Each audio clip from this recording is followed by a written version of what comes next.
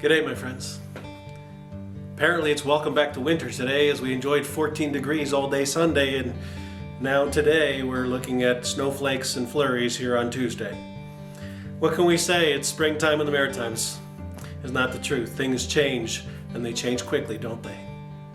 One of the things that I love about being in my wood shop is that it's a fairly new hobby for me, and in a way I can't even really describe it. It helps me to feel connected to Jesus, who was known as a carpenter and as the carpenter's son. When I think about Jesus doing carpentry, learning from his dad and working together with his dad, I can't help but imagine there was an incredible sense of connection with Joseph, the man who raised him, and the ability to feel like this truly mattered in his life. Learning the types of wood and how to shape the wood is a fundamental part of woodworking.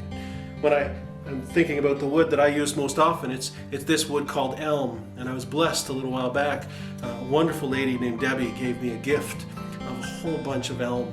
And as I work with this elm, I'm reminded of it as a gift.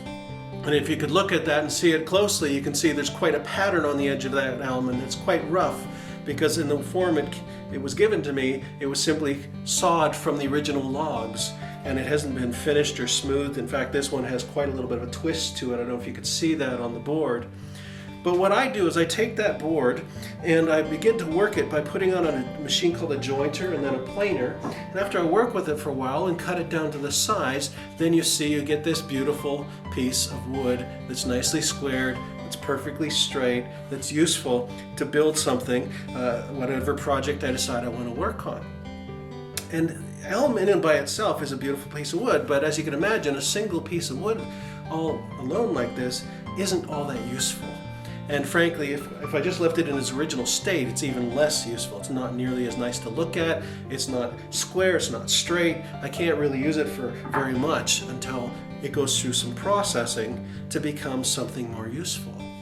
But you know what stands out is that when you start to build things, you find that making connections between pieces of wood allow you to create something even larger. Now you'll notice that this piece of wood has some interesting character to it. It's got some grain, it's got some knots in it, and you'll notice these little tiny holes here that you can see on the piece of wood. Well, these holes are called pocket holes, and I decided to take two pieces of wood, much like this one, and fasten them together just to practice my joining ability to make a single board. So when you do this, you put glue along the edge of the board and you drill these pocket holes and you put in the screws, and there's a special kind of screw even to connect the two. And once it's all said and done, the truth is that this board is now even stronger than it was when it was separate. The two boards together are stronger than if I simply screwed them, especially with the glue. The fact of the matter is the glue that binds them together is actually stronger than the wood is.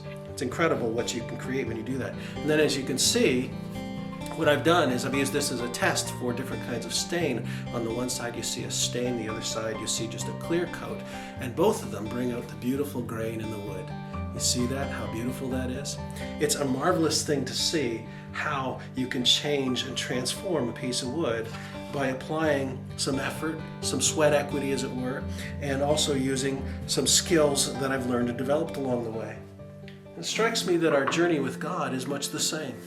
That when we come to put our faith in Jesus Christ, He saves us. He does the complete work of saving us. As I mentioned even in my sermon just this past week, we are saved by grace through faith so that no one can boast. No one can brag and say, look what I did. Look how I got myself to God. He does everything that's required. But once we come to faith in God, once we put our faith in God, there's a journey, a process that we need to go through with Him for us to be purified, made whole, healed, set free, and given the peace that we so long for. And my friends, today I just want to give you a brief reminder, a brief glimpse of the hope we have.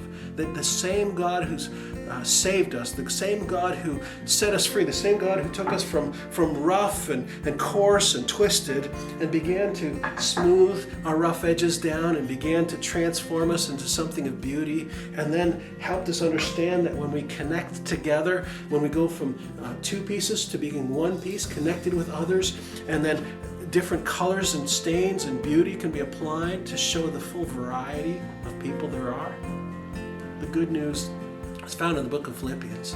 It simply says this, that he who began a good work in you will be faithful to complete it. He who began a good work in you will be faithful to complete it. And I'm so glad that the God who can put us together, who can make us whole, who can bring out the beauty in us, is still working on us, even in the midst of trying times.